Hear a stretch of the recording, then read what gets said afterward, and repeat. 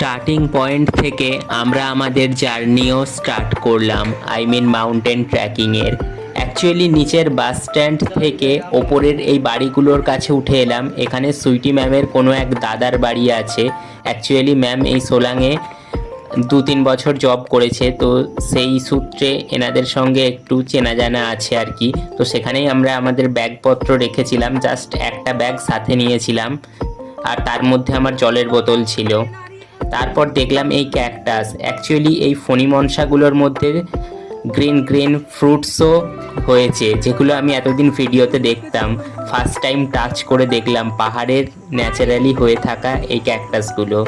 ব্যাপারটা হলো, সামনের দিকে যেহেতু মানুষের ঘর বাড়ি আছে, মানুষ বাস করে এখানে, তাই সামনের এই লোকালিটির জন্য কিছুটা কংক্রিটের সিঁড়ি করা, যাতে নিচে থেকে ওপরে উঠতে কোনো রকম প্রবলেম না হয়। বাট তারপরে ওই খাড়াই রাস্তা, নিজেদেরকে পায়ে হেঁটে নিজের মতো করে ওপরে উঠতে হবে আর কি। তো এখানে দেখা হয়েছিল একটা আঙ্কেলের সাথে, সে তার বাড়িতে আমাদেরকে ইনভাইট করেছিল, বাট আমরা সেখানে যাইনি। দেন প্রিয়াঙ্কা এখানে পাহাড়ি ব্ল্যাকবেরিজ খাচ্ছিল আর আমাকেও খেতে বলল। এটা হালকা টক টক মিষ্টি মিষ্টি স্বাদ, খারাপ না। আর আমি এইদিকে জিজ্ঞেস করছিলাম এটা কি কোনো জঙ্গলি ফ্রুট, মানে কোনো বিষাক্ত ফল টল নাকি? ও বললো না, এটা খেতে পারো, এটাতে কোনো প্রবলেম হয় না। তারপর এই পাহাড়ি ফুল সত্যিই দারুণ। কিছুটা ওঠার পর আমার তো বেশ মজাই লাগছে পাহাড়ে চড়তে, কিন্তু আমাদের গ্রুপের কারো কারো মেজাজ খুব খাট্টা হয়ে যাচ্ছে। অ্যাকচুয়ালি ব্যাপারটা হলো, আমরা গ্রুপ ওয়াইজ এলেও র্যান্ডামলি হেঁটে যাচ্ছি যে যার মতো, আর এটাতেই আমার বেশি মজা আসছে। কিন্তু যারা পিছিয়ে পড়ছে তারা একটু রেগে যাচ্ছে আর কি। এই জায়গাটা আসার পর আরও অনেক লোককে দেখতে পেলাম, আর ম্যামকে পেছনে খুঁজে পাচ্ছিলাম না, কোথায় হারিয়ে গেল না কোথায় রয়ে গেল, তাই দেখতে চাইছিলাম যে পেছনে কোথায় আছে, ফ্রেমের মধ্যে আছে কি নেই। আমরা নিচের ওই রোড থেকে এতটা হাইটে উঠে পড়েছি অলরেডি, এখনও এর 3 ডবল রাস্তা ক্রস করে ওপরে উঠতে হবে, তবেই দেবীর দর্শন পাওয়া যাবে। তবে একটা কথা শিখলাম, জানলাম আর বুঝলাম যে মাউন্টেন ট্রেকিংয়ের জন্য সেলফ মোটিভেশনটা খুব ইম্পর্টেন্ट।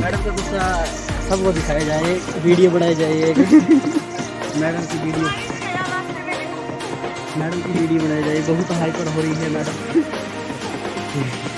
मैडम के प्राण शॉर्ट हो गए।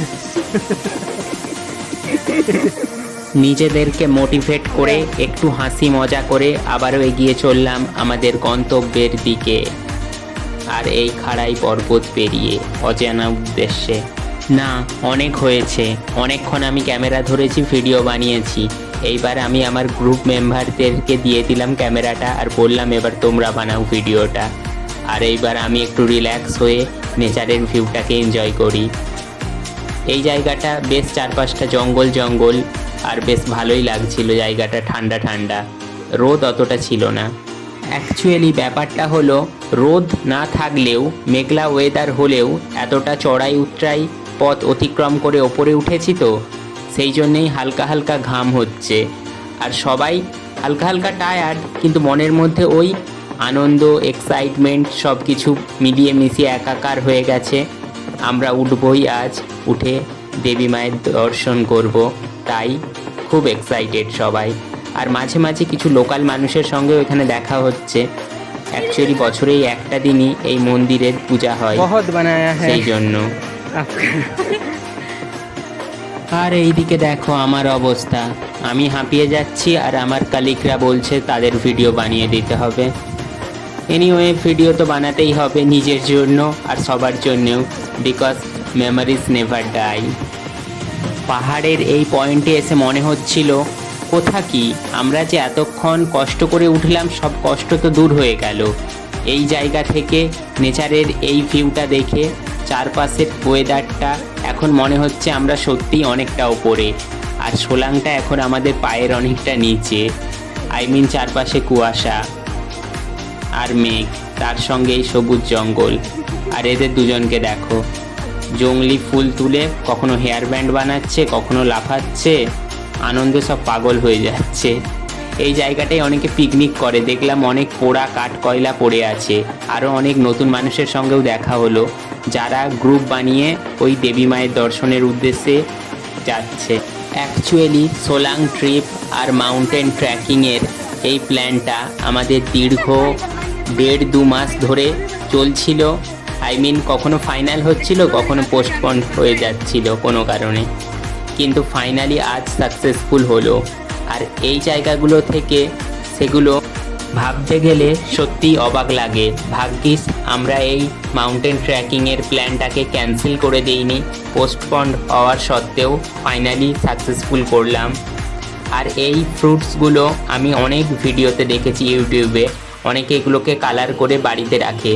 তাই সুইটি ম্যাম বললো এগুলো নিয়ে যা, বাড়িতে রাখবি কালার করে। আর আমারও দেখতে বেশ ভালো লাগছিল, এখানে গাছের এই ফ্রুটসগুলো অনেক পড়ে আছে চারপাশে, তাই নিয়ে নিলাম সাথে 2-3টে আর কি।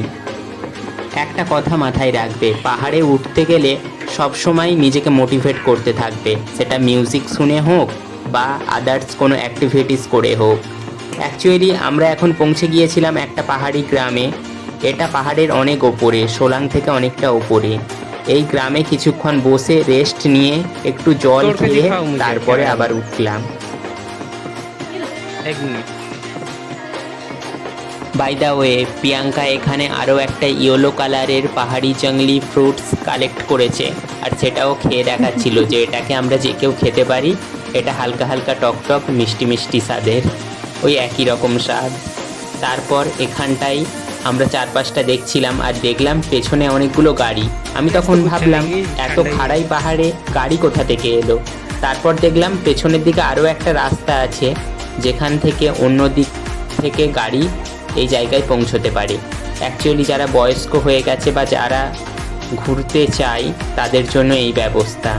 অ্যান্ড ফাইনালি পাহাড়ের এত ওপরে ওঠার পর একটা স্ন্যাক্সের দোকান চোখে পড়লো। By the way, we are feeling thirsty that time, so আর সবাই এখানে জলের জন্যই বসে পড়লো, ঠান্ডা জল খাবে। কিন্তু আমার ঠান্ডা খেতে ইচ্ছে করছিল না, তাই নর্মাল যে জলটা ছিল আমার ব্যাগে সেটাই আমি খেয়েছিলাম। Cute dog.